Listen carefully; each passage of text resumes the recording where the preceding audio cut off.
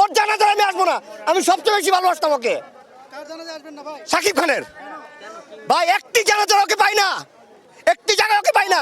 কেন আসবে না সে? ওকে বানাইছি ওর বাপ ইন্ডিয়ারা, আমরা বানাইছি। আমি নৃত্য পরিচালক সাইফুল ইসলাম, আমি আমার বাড়ি বিক্রি করে দেবো। কত টাকা লাগবে একটা জানাজা আসতে? লাশের কাছে আসতো ঘৃণা করে আমাদের। আর মরবে না তো, সাকিব মরবে না, সুচিতা মরবে না, ববিতা মরবে না তো। ইল্লা পার হয়ে গেছে, দরকার নাই নাকি? এটাই মনে করো। না না, সবসময় কাজ থাকে না ভাই। কয়টা সময় কাজ থাকে ভাই? কয়টা কাজ থাকতে পারে ভাই?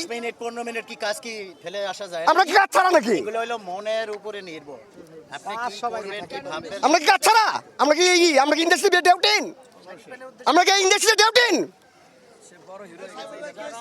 সাকিব কোনটায় আসছে আমাকে একটু দেখাইতে পারেন? আপনারা তো ছিলেন প্রত্যেকটা জানাজারে, কোনোটায় পাইছেন? কোনোটায় না। প্রবীণ মিত্রর সাথে কি এরাই কাজ করছে? এই শুধু আলমগীর ভাই কাজ করছে, কাঞ্চন ভাই কাজ করে, আর কেউ কাজ করে নাই? প্রবীণ মিত্রর সাথে, অঞ্জনার সাথে আর কেউ কাজ করে নাই? শুধু মিশেই কাজ করছে। তাদের উদ্দেশ্যে একটি কথাই বলবো, আপনারা মরবেন। আপনাদের মরতো তখন আমরা আসবো না। আমরা কি একাই কাজ করছি? একজন কি সাকিব কাজ করে নাই এখানে? সাকিব তো কারো কেউ মরে আসে না কেন? হ্যাঁ, কেন আসবে না সে? ওকে বানাইছি ওর বাপ ইন্ডিয়ারা, আমরা বানাইছি। আমরা বানাইছি সাকিব খান, আমাদের রক্ত দিয়ে আমরা সাকিব খান বানাইছি, আমাদের শ্রম দিয়ে আমরা সাকিব খান বানাইছি। আমি তো বললাম আমি আগে আসবো না, ওর জানাজায় আমি আসবো না। আমি সবচেয়ে বেশি ভালোবাসতাম ওকে। শাকিব খানের।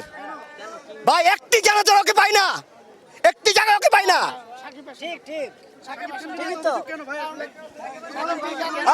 ভাই প্রবীণ মিত্রের সাথেও কাজ করে নাই, অঞ্জনার সাথেও কাজ করে নাই, আর শিল্পীদের সাথেও কাজ করে নাই। টাকা লাগবে আমাকে, কত টাকা লাগলে একটা জানাজা আসবে বলো, আমি দেবো। আমি সাইফুল আমার বাড়ি বিক্রি করে দেবো, যাও। আমি নৃত্য পরিচালক সাইফুল ইসলাম, আমি আমার বাড়ি বিক্রি করে দেবো। কত টাকা লাগবে একটা জানাজা আসতে?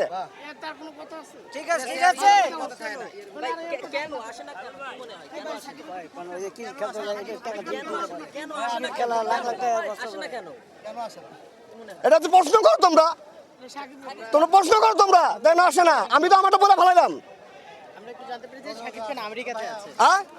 এইবারই আমি প্রত্যেকবারই আমেরিকা থাকে সে, প্রত্যেকবারই সে আমেরিকা থাকে, প্রত্যেকবারই সে ব্যস্ত থাকে।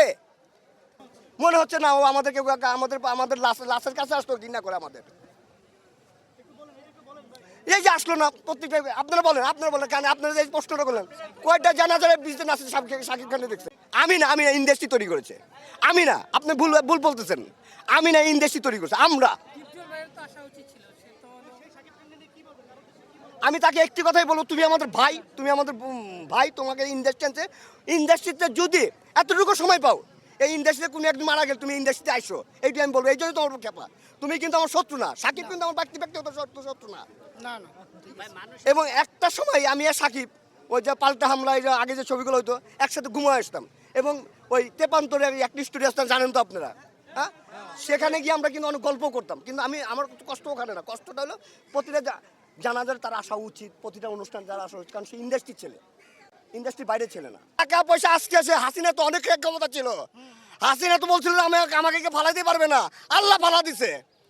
এই টাকা পয়সা যেদিন এরকম অহংকারী করবে, আল্লাহ একদিন ধাপ করে নিয়ে নিবে। আল্লাহর উপরে কেউ নাই, আল্লাহ রব্বুল আলামিনের উপরে কেউ নাই।